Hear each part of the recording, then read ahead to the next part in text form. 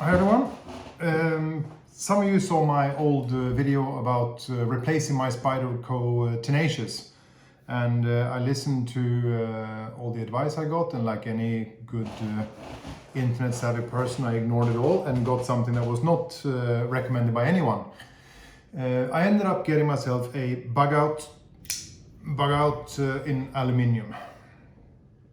And there are a couple of things that are super interesting for me with this knife, and that is that this is my first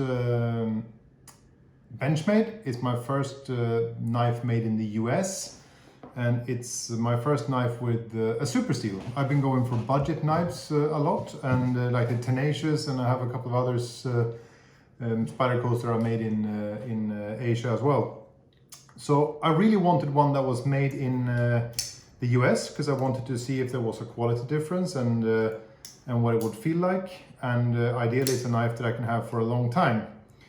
So I ordered this knife and had it shipped to an address in the US and then brought in by some friends that were traveling, which meant I had to wait for 3 months. And that means that I did what every good internet person does. I bought it and then I researched it and regretted buying it, and I had my choices validated and it went back and forth. I asked Metal Complex for some comments, and it's been a little bit mixed on that one. The steel M390 is, some say it's the best steel, and some say it's a super steel, some say it's chippy, and some say it's this, that and the other, and they say that it's hard to sharpen. I would say that this was not hard to sharpen. I used Lansky, and I didn't think it was particularly hard to sharpen. It took time, but I don't mind spending a bit of time. It wasn't very difficult. It seemed to be pretty forgiving, actually. So that was nice, and I wouldn't say that I managed to get a mirror polish on it, but it's definitely a lot shinier than when it came out of the box. So what do I think of this knife? Well, I was really looking for something a little bit more robust when I first started looking for a replacement for my Tenacious, and then I realized that I now live in the countryside in the middle of really nowhere, and I can carry a fixed blade here, which means that I didn't need my pocket knife to be that robust. So I wanted something that was a bit slimmer for the pocket and didn't look very threatening. And for non-knife people, this one doesn't look tactical. It looks a little bit like a not fashion statement. If you don't really know about knives, this just looks non-threatening with the happy little red colors and stuff like that, which is good. So in case I need to bring this out when there are people around, that doesn't really... I was looking at the Mini Adamas, for example, and that would have been a completely different story when you whip that one out. It just shouts military or airsoft player. So, do I like it? I hope I get used to this one, that it grows on me. I'm not, it's very smooth, it feels good, it's very satisfying. I don't need 6 different ways of opening my knife, but as long as I can manipulate it with one hand, I think that's good. After I sharpened it, I had some oil with some leftovers and stuff in it, so I cleaned it, and I did add a bit of oil to the pivot.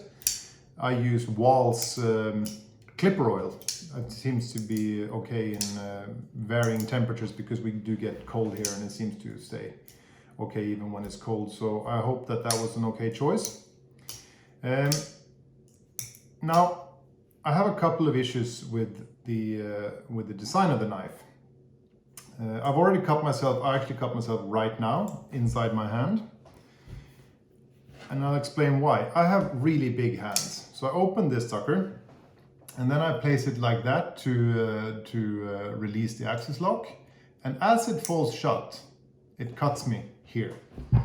So I guess I need to come up with a different way of doing it. It's of course not the knife's fault that I cut myself, but this is the intuitive way of putting it in my hand when I manipulate the lock, and that makes a little bit of fold of my hand here, and that's cut when I then let it fall shut. So maybe I need to think differently on how I do it, because I'm going to keep cutting myself on this one if I'm not careful. What I like most about this one is, oh, and also it didn't come centered, so I had to center it. That was a bit of a challenge, and also a little bit of a disappointment when the knife costs as much as this. Is ended up being $250–$60 or something like that. It's by far the most expensive folder I've ever bought. I was expecting it to come out, and it didn't. But now it's centered. What I like most about this is the carrier profile in the pocket. So this one is, I mean, I can put it there and forget about it.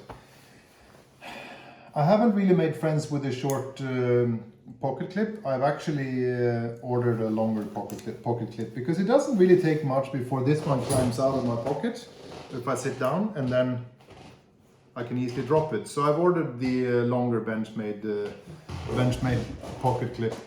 That's not so expensive. But it costs, to order here in Sweden, it costs 3 times what it costs in the US. So it's $30 versus I think $10 on Benchmade's own website. So these things are costly here in Sweden. If I would buy this knife here in Sweden, it's $360 roughly, $370 maybe here in Sweden. And if I'm being honest, it's not a $360 knife, actually.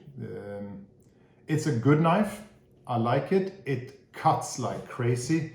Yeah, it cuts paper. So does every knife that you have sharpened properly. But I also suspect that it will stay sharp a long while, which is nice. And I just have to think differently about how I use it compared to my old beaters. Or maybe I have to get myself a new old beater or new beater to have in my pocket for when I need it, or I carry my fixed blades more when I'm at home. So, like I said, I hope it grows on me. For the money, I guess I would have liked it to be a bit more perfect. There I cut myself again. Okay. Or maybe this one goes up for sale. We'll see. But those were my reasons for buying this knife, and I guess it fulfills that need. And it's sure pretty. That's a good thing.